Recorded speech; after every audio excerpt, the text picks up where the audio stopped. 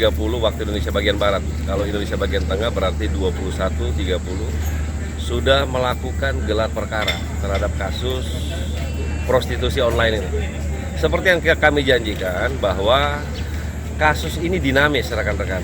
Ya, setiap kasus yang ditangani oleh penyidik tentunya ada dinamikanya. Nah, kami telah menetapkan satu tersangka, yaitu J sebagai makelar atau dalam bahasa pidananya dikatakan dia sebagai penyedia daripada jasa itu. Nah, kita menetapkan J ini sebagai tersangka, sedangkan pertanyaannya PA bagaimana? Nah, PA belum kita tetapkan sebagai tersangka dikarenakan konstruksi hukumnya belum memenuhi kita ke sana.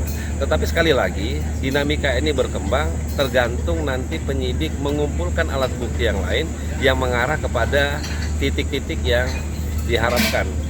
Tetapi sekali lagi bahwa Polda Jawa Timur telah menetapkan J ya sebagai satu tersangka dan kita masih mengejar SD ya, SD di Bekasi, pengguna yang telah memberikan DP kepada J ini sebesar 13 juta lebih.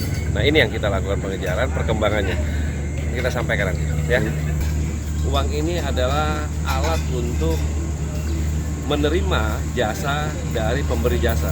Tentu saya tidak mengatakan WhatsApp, tidak mengatakan media sosial ya. Untuk kasus ya. Dinamis tadi.